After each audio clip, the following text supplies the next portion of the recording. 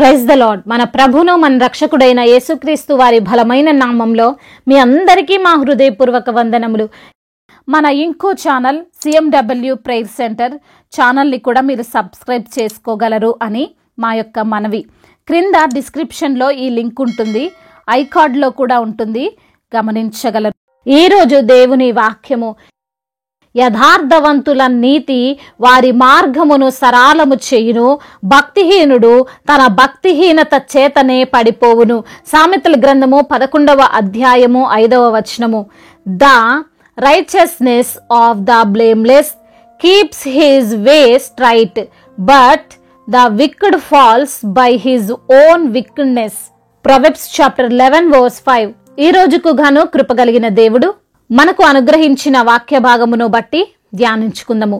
ప్రభునందు ప్రియమైన సహోదరి సహోదరులారా, దేవుని వాక్యము ఈరోజు మనకు సుస్పష్టంగా సెలవిస్తుంది. మన యొక్క నీతి అనగా దేవుడు ద్వారా మనము పొందుకున్నటువంటి నీతి, ఆ విధమైన ప్రవర్తన అనేది మన మార్గాలను సరళము చేస్తుంది, మన దారిలో ఏ అడ్డంకులు లేకుండా చేస్తుంది. అయితే భక్తిహీనత చేత మనము పడిపోయే ప్రమాదం ఉంది. ఈ రోజున మన జీవితంలో మనము అనుకున్న కార్యాలు చేయాలి, ముందుకు సాగాలంటే మనము యథార్థవంతులముగా నీతి మార్గమున ప్రయాణించే వారిగా ఉండాలి. ఈ రోజున నీవు పడిపోతున్న స్థితిలో ఉన్నావా? అది నీ ఉద్యోగంలో కావచ్చు, అది నీ వ్యాపారంలో కావచ్చు, అది నీ కుటుంబపరమైన జీవితంలో కావచ్చు. నువ్వు పడిపోయే వ్యక్తివిగా ఉన్నావు అంటే నీలో భక్తిహీనత ఉన్నది అని గ్రహించు. ఈ మధ్య అందరికీ విటమిన్ డి డెఫిషియన్సీ ఉందని, సూర్యరశ్మి ఎక్కువగా ఉండే మన యొక్క భారతదేశంలో కూడా విటమిన్ డెఫిషియన్సీ ఉందని గణాంకాలు చెబుతున్నాయి. దానికి కారణం ఎవరు? ఎండకు ఉండడం ఇష్టపడకపోవడమే. అందరివి కంప్యూటర్ జాబులు అయిపోయాయి, ఏసీ రూమ్లు అయిపోయాయి, కృత్రిమంగా లైట్స్ కింద పనిచేస్తున్నారు. విటమిన్ డి హీనత వలన అనేక రుగ్మతలు వస్తాయి అని WHO చెబుతుంది. అయితే ప్రియమైన వారులారా, విటమిన్ డి లేకపోవడం అంటే అస్సలే లేకుండా ఉండడం కాదు, కానీ ఉన్న దానికంటే తక్కువగా ఉండడం. ఉండాల్సిన లెవెల్స్ కంటే ఒక్క పాయింట్ పడిపోయిన దానినే విటమిన్ డి డెఫిషియన్సీ అంటారు. ఈ రోజు పడిపోతున్న వారు భక్తి లేక పడిపోవడం లేదు, భక్తి తక్కువై పడిపోయే వారిగా ఉంటున్నారు. ఉన్న భక్తి కూడా ఎలాంటిదంటే ఏదో నామకార్థముగా పొద్దున్న లేవగానే ప్రార్థన చేస్తారు. వారిని చూసిన వారు వీరు చాలా భక్తి పరులు అనుకుంటాం, కానీ భయముతో ప్రార్థన చేస్తారు. ఎందుకంటే నేను ప్రయాణించే బస్కు ఏమైనా అవుతుందేమో, నా బైక్కి ఏదైనా అవుతుందేమో, నా పనులు కావేమో అని చాలా మంది తూతూ మంత్రంగా ప్రార్థన చేసి ఒక వాక్యము అలా వెంటనే చదివేసి తమ పనుల్లోకి వెళ్తుంటారు. చూడండి, మార్త యేసయ్యను ఇంటిలోకి ఆహ్వానించింది అంటే ఆమెలో భక్తి లేకనే ఆహ్వానించిందా? లేదు కదా. తనకు భక్తి ఉన్నది, దేవుడంటే గౌరవం ఉంది, కానీ ఉండాల్సిన దానికంటే చాలా తక్కువ ఉంది. అందుకే యేసయ్య చెబుతున్న మాటలను పట్టించుకోక, చెవినబెట్టక తన పని తాను చేసుకుంటుంది. కానీ మరియా యేసయ్య పాదాల దగ్గర కూర్చొని శ్రద్ధగా వింటుంది. అందుకే మార్త లాజరు చనిపోయినప్పుడు కంగారు పడిపోయింది, యేసయ్యను కూడా నమ్మలేకపోయింది. ప్రియమైన సహోదరి సహోదరుడా, నీలో భక్తిహీనత ఒకవేళ ఉన్నదేమో ఒక్కసారి పరీక్షించుకో. అందువల్లనే నీవు ఈరోజు పోరాటాలు చూస్తున్నావేమో, ప్రతికూలతలు ఎదుర్కొంటున్నావేమో. వాక్యము సెలవిస్తుంది కదా, తన భక్తిహీనతే తనను పడేస్తుంది అని. ఎవరో వచ్చి వారిని పడేయరు, ఎవరో ప్లాన్ చేసి వారి యొక్క పని చెడగొట్టాల్సిన అవసరం లేదు. తన యొక్క భక్తిహీనత, తన యొక్క మూర్ఖత, తన యొక్క అనాలోచన, ఈ లోక సంబంధమైన జ్ఞానము తననే పాతాళానికి తొక్కేస్తుంది. అదే టైములో ఎవరైతే యథార్థంగా ఉంటారో, మంచి భక్తి చేస్తుంటారో, దేవుని కోసం జీవిస్తుంటారో, వారి యొక్క మార్గములు సరళమో చేయబడతాయి. ఎవ్వరు వారిని ఆపలేరు. ఎంతమంది శత్రువులు వారిని ఇబ్బంది పెట్టాలనుకున్నా సరే వారి ప్రయత్నాలను, వారి యొక్క ఎదుగుదలను అడ్డుకోలేరు. వాక్యం సెలవిస్తుంది, యథార్థవంతులకు చీకటిలో వెలుగు పుట్టును అని. ఒకవేళ యథార్థవంతులు సమస్యల గుండా, శోధనల గుండా ప్రయాణిస్తున్నా అపవాది వారి జీవితాన్ని చీకటి మయం చేద్దామనుకున్నా వారు భయపడరు. ఎందుకంటే చీకటిలో వెలుగు పుడుతుంది. ఆ వెలుగు దేవుని యొక్క వెలుగు. దేవుడు వారి క్రియలను బట్టి వారికి ప్రతిఫలము ఇచ్చేవాడు గనుక తప్పక యథార్థవంతులు ఎప్పుడు ఆనందిస్తూనే ఉంటారు, సంతోషిస్తూనే ఉంటారు.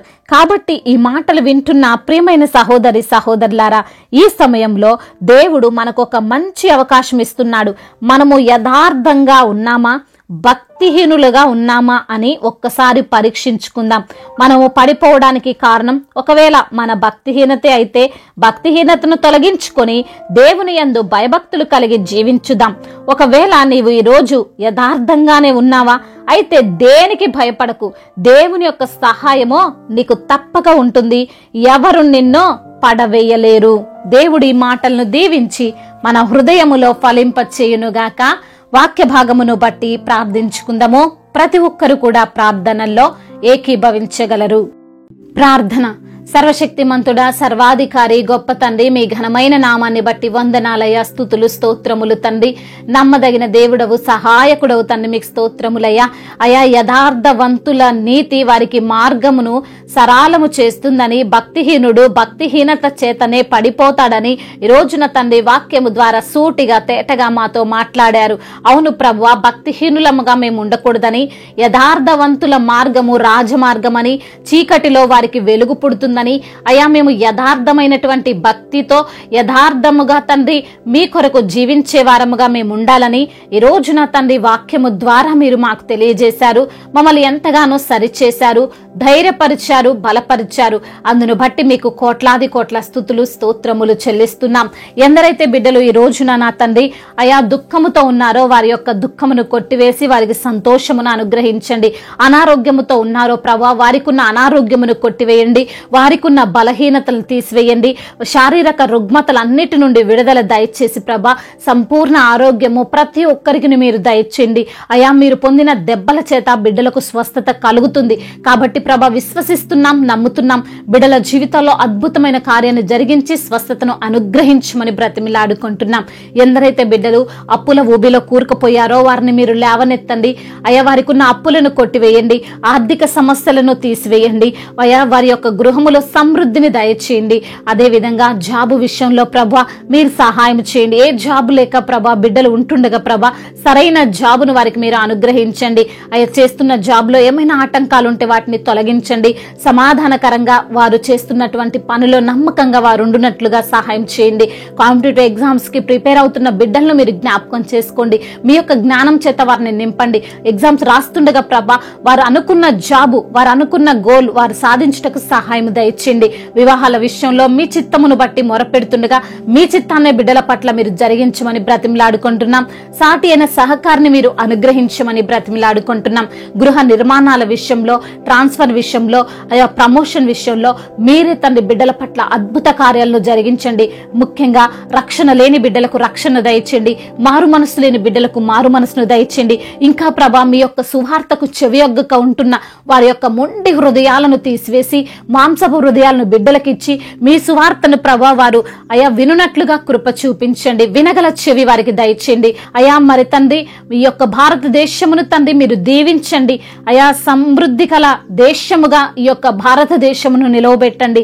అదేవిధంగా ఏ గొడవలున్నా, ఎటువంటి అల్లర్లున్నా తండ్రి ఏవి కూడా తండ్రి ఏలుబడి చేయకుండా ప్రభా మీ సన్నిధిని అయా మా భారతదేశం పైన ఉంచమని బ్రతిమిలాడుకుంటున్నాం.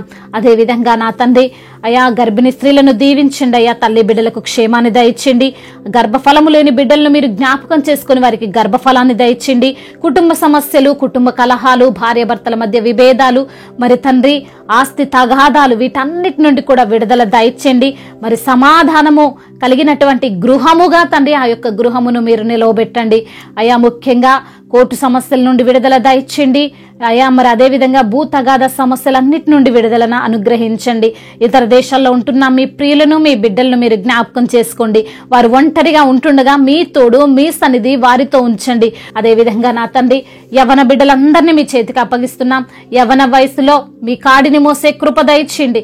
అయా మరి తండ్రి యవనస్తులు అయా మీ యొక్క జ్ఞానం చేత నింపబడాలి ప్రభా. ఏది మేలో, ఏది ఉత్తమమో బిడ్డలు తెలుసుకున్నట్లుగా సహాయం దయచేయండి.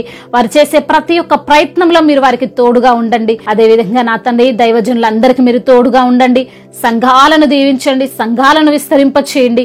అదేవిధంగా సువార్థికులను దీవించండి, వారిని బలపరచండి. మీ సువార్త పని చేస్తుండగా అద్భుత కార్యాలు అయా మరి తండ్రి బిడ్డలు పొందుకున్నట్లుగా సహాయం దయచేయండి తండ్రి. ఇంతవరకు చేసిన ప్రార్థనంతటినీ మీ పాద సన్నిధిని చేర్చుకోమని యేసుక్రీస్తు వారి బలమైన నామంలో ఈ ప్రార్థనను అడిగి వేడుకొని పొందుకొని ఉన్నాము మా ప్రియ పరలోకపు తండ్రి. ఆమేన్. ఈరోజు పెళ్లి రోజు మరియు పుట్టినరోజు జరుపుకున్న వారందరినీ దేవుడు దీవించి సకల మేలులతో, సకల ఆశీర్వాదములతో, కృపాక్షేమములతో, శాంతి సమాధానముతో దేవుడు మిమ్మల్ని నింపునుగాక. మీ యొక్క ప్రార్థన అవసరతలను మాకు తెలియజేయగలరు. మీ కొరకు మేము తప్పక ప్రార్థిస్తాము. మొదటిసారిగా మన యొక్క ఆదరణ వాక్యం చూస్తున్నట్లయితే తప్పకుండా సబ్స్క్రైబ్ చేసుకోగలరు. ఈ వాక్యము మీకు ఆశీర్వాదకరముగా ఉండినట్లయితే అనేకులకు కూడా ఈ వాక్యాన్ని పంపి మీరు కూడా దేవుని యొక్క రాజ్య సువార్తలో పాలిభాగస్తులు కావాలని దేవుని పేరిట మనవి చేసుకుంటున్నాను. May God bless you all. దేవుడు మిమ్మల్ని దీవించి బలపరిచి స్థిరపరచునుగాక.